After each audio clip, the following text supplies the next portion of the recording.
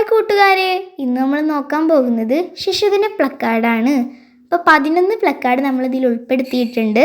എല്ലാവർക്കും സിമ്പിളായിട്ട് വരയ്ക്കാനും എഴുതാനും പറ്റും. അപ്പോൾ എല്ലാവരും വീഡിയോ ഫുള്ളായി കാണുക. വീഡിയോ ഇഷ്ടമാണെങ്കിൽ ലൈക്ക് ചെയ്യുക, സബ്സ്ക്രൈബ് ചെയ്യുക. അപ്പോൾ നമുക്ക് പ്ലക്കാർഡുകൾ നോക്കാം.